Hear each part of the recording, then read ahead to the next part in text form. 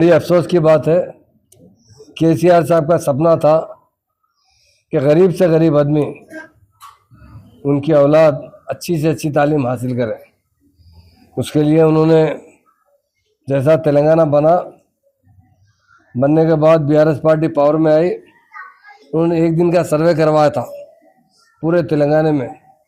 पता चला कि बहुत से मुसलमान और बहुत से गरीब भाई, हिंदू भाई भी, हर कास्ट के लोग जो गरीब हैं वो अपने बच्चों को तालीम नहीं दे सक रहे, क्योंकि केसीआर साहब का सपना था कि एक बार कोई तालीम हासिल कर लेगा, यहाँ नहीं दुनिया के किसी एरिया में भी जाकर वो अपना रोज़गार हासिल कर सकता है। उसके लिए केसीआर साहब ने देखा कि गरीब लोग, अब मेहनत मजदूरी करने वालों को टाइम नहीं होता कि बच्चों को ले आकर स्कूल को छोड़ कर आए, स्कूल से लेकर आए, ट्यूशन पढ़ाएं। बहुत गौर और फौज करने के बाद, कई आईएएस ऑफिसरों से डिस्कशन करने के बाद केसीआर साहब ने रेजिडेंशियल स्कूल का मंसूबा बनाया ताकि बच्चे रेजिडेंशियल स्कूल में रहकर अच्छी तालीम हासिल कर सकें। और बहुत से बच्चे मेडिकल में दाखिला लिए हैं, इंजीनियरिंग में कंप्लीट कर रहे हैं। तो केसीआर का जो सपना था कि सारे कौमों के साथ मुसलमानों को भी अच्छी तालीम दें, और जो सरमायादार लोग हैं वो तो अच्छे स्कूलों में पढ़ा सकते हैं, मगर जो बहुत गरीब है वो अपने बच्चों को खुशहाल बनाने के लिए अच्छी तालीम दें। उसके लिए उन्होंने हमारे तेलंगाना के अंदर 970 स्कूल्स टोटल खोले हैं। उसमें 204 माइनॉरिटी स्कूल खोले हैं। उसके बाद 1-2 स्कूल का और इजाफा हुआ। उनका एक ही मकसद था कि गरीब से गरीब आदमी अच्छे से अच्छी तालीम हासिल करे। जो जिसके माँ बाप बहुत गरीब है, वो अपने बच्चों को तालीम नहीं दिला सकते, तो कम से कम रेजिडेंशियल स्कूल में अच्छी से अच्छी तालीम दें। और बहुत अच्छी तरीके से उन्होंने चलाया। जब से कांग्रेस पावर में आई है, इन तमाम रेजिडेंशियल स्कूल का बुरा हाल कर चुके हैं। अभी हम लोग गोलकुंडा किले में आए हैं, हमारे नियाजी भाई हैं, हमारे बासित भाई हैं, मुजाहिद साहब हैं। हम लोग खाली देखने के लिए आए प्रिंसिपल मैडम से मिलने के लिए कि वाक़या हुआ क्या। वाक़या बोलते हुए भी हमें शर्म आ रही है, क्योंकि इंसानियत भी कोई एक मायने रखती है।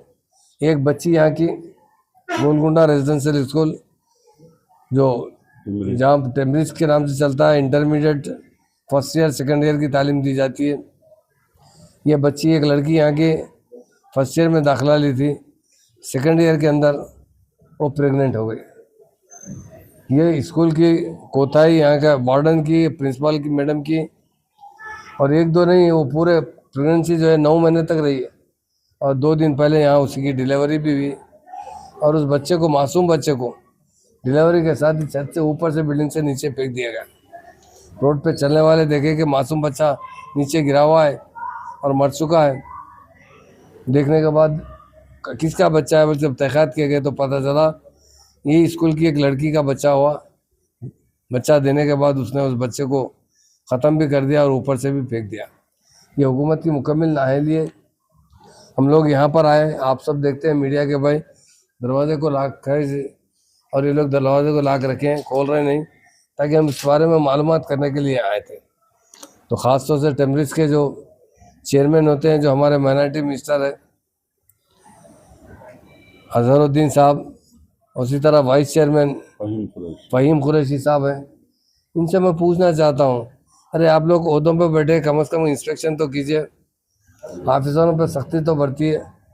केसीआर साहब भी खोले थे स्कूल, खोलने के बाद AK खान साहब को इसकी जिम्मेदारी दी थी, जो IPS ऑफिसर थे। लैंड ऑर्डर अच्छा होना चाहिए। ये लैंड ऑर्डर की नाअहली की वजह से काम हुआ है, और यहाँ का एडमिनिस्ट्रेशन लूज़ होने की वजह से काम हुआ है। हम इसकी सख्त मजम्मत करते हैं, और यही हम डिमांड करते हैं, DG साहब से डिमांड करते हैं कि इसकी अच्छी से अच्छी इंक्वायरी होना चाहिए। जो खाती लोग हैं, जो बच्चे को प्रेग्नेंट किए हैं, उन्हें सख्त से सख्त सज़ा मिलना चाहिए। और यहाँ के जो प्रिंसिपल है, यहाँ के जो वार्डन है, और मैं समझता हूँ यहाँ के जो टीचर्स हैं, उन पर भी एक्शन लेना चाहिए, क्योंकि जब वो टीचर्स बच्चों को पढ़ाते हैं तो अपने पेट की औलाद की तरह उनकी तरबियत करना चाहिए। ये सब नाअहली की वजह से वाक़या हुआ है, उसकी सख्त से सख्त मजम्मत करते हैं, और चीफ मिनिस्टर से भी गुजारिश करते हैं कि महकमे को आप अपने हाथ में लीजिए। इस तरह केसीआर साहब ने अपने हाथ में लेकर हज़ारों बच्चों को तालीम दी है।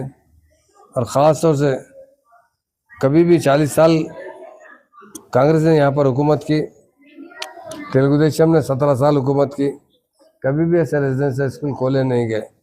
केसीआर साहब का बहुत बड़ा कारनामा है, जिन्होंने अच्छे से अच्छे स्कूल खोलकर बच्चों को अच्छी से अच्छी आला तालीम देने की कोशिश की है। हमारे साबिक़ा चीफ मिनिस्टर का हम शुक्रिया भी अदा करते हैं और मौजूदा चीफ मिनिस्टर रेवंत रेड्डी से गुजारिश भी करते हैं, हद से ज़्यादा लापरवाही मत कीजिए। ये हर चीज़ का एक हद होती है, अगर हद क्रॉस करते हैं तो देश का लैंड ऑर्डर ख़त्म हो जाता है, स्टेट का लैंड ऑर्डर ख़त्म होता है। तो हमारा डीजीपी साहब से भी गुजारिश है कि केस की तहक़ीक़ात कीजिए और जो जो लोग इसमें कसूरवार है उन्हें सख्त से सख्त सज़ा दिलाइए और बच्चों के साथ इंसाफ कीजिए और आइंदा ऐसा वाक़या ना हो के लिए जितना हो सके प्रिकॉशन लीजिए। यही हमारी गुजारिश है कि हम डीजी से मिलेंगे कल इंशाल्लाह, मिलकर उनसे भी बात करेंगे, उन्हें भी एक मेमोरेंडम पेश करेंगे कि इसकी मुकम्मल तरीके से तहक़ीक़ात होना चाहिए। जो लोग इसके ज़िम्मेदार हैं उनको सख्त से सख्त सज़ा मिलना चाहिए, यही हमारा डिमांड है। पुलिस का रवैया कैसा देखते हैं? इतनी देर से आए हुए हैं, कोई पुलिस की तरफ से यहाँ पे कोई बार-बार उनको इत्तला देने के बावजूद? हाँ, पुलिस वाले भी जो इस मामले में नाअहली का मुजाहरा कर रहे हैं, हम उसकी भी सख्त मज़म्मत करते हैं। हम लोग यहाँ पर को प्रोटेस्ट करने के लिए नहीं आए, हम लोग खाली देखने के लिए आए कि क्या वजह से हुआ, ऐसा क्यों इतनी बड़ी लापरवाही है। इसके लिए अच्छे इंतजाम होना चाहिए, अच्छी तरीके से यहाँ बंदोबस्त होना चाहिए, क्योंकि लोग अपने मासूम बच्चों को भेजते हैं यहाँ पर, किस तरह भेजें, क्या भरोसे से भेजें। हमारी भी यही हुकूमत से ही है। कल डीजीपी साहब से मिलेंगे तो इंशाल्लाह तफसील से बात भी करेंगे और उनसे गुजारिश भी करेंगे कि हर रेजिडेंशियल स्कूल में अच्छे से अच्छे इंतजाम होना चाहिए और एवरी मंथ बच्चों की चेकिंग होना चाहिए, वार्डन अच्छे होना चाहिए, प्रिंसिपल अच्छे होना चाहिए, बच्चों को अपने बच्चों की तरह देखना चाहिए, उन्हें अच्छी से अच्छी तालीम देना चाहिए। स्कूल में डॉक्टर होता, एक डॉक्टर की रहना होती, टीचर भी यहाँ थे, तो उतना सब होने के बाद लापरवाही देखिए, कितनी लापरवाही है। बहुत हद से ज़्यादा लापरवाही है और इतनी लापरवाही जब हमारे को किसी के सामने जिक्र करने के लिए भी शर्म आ रही है। ये एक बेहुदा हरकत है और गैर कानूनी हरकत है। हम पुलिस से यही गुजारिश करेंगे कि इस केस को बहुत सीरियस लिया जाए। इसके अंदर एक मर्डर भी हो चुका है, एक मासूम बच्चा, चाहे 1 दिन का हो 1 घंटे का हो, उसको छत से फेंक देना, ये बहुत बुरी बात है। और एक ऐसी बात है कि इंसान गिरा हुआ जो अमल करता है वो अमल करें। और वो जो प्रेग्नेंट हुई बच्ची, एक स्कूल में 9 महीने 9.5 महीने तक रहने पर उसे देखा नहीं गया। अरे मेडिकल चेकअप तो हर महीना होना चाहिए। यहाँ बिल्कुल लापरवाही का मुजाहरा किया गया और हुकूमत की नाअहली है, इसकी हम सख्त मजम्मत करें। अजहरुद्दीन साहब से हम मिलने की जरूरत नहीं है, डीजीपी साहब से मिलेंगे जरूर। अजहरुद्दीन साहब का खुद फर्ज था, आना चाहिए था, उनकी जिम्मेदारी थी, वो चेयरमैन भी है, मिनिस्टर भी है, उनका काम था यहाँ आके इमीडिएट इंस्ट्रक्शन करना चाहिए था, आज नहीं करना चाहिए था, हर महीना रेजिडेंशियल स्कूल के दौरे करना चाहिए था। अगर वो अच्छे होते तो ये वाक़या नहीं होता था। वो अगर सख्त होते, कानून का लिहाज रखते, उसकी पाबंदी करते, तो डेफिनेट रेजिडेंशियल स्कूल के दौरे करना चाहिए, अच्छे से अच्छे प्रिंसिपल को अपॉइंट करना चाहिए और बच्चों का हर महीना, पहले भी केसीआर साहब के दौर में तिब्बी मुआयना होता था, डॉक्टर्स की टीम आती थी, सारे बच्चों को चेक करते थे। अगर वो चेक करते होते तो ये वाक़या नहीं होता।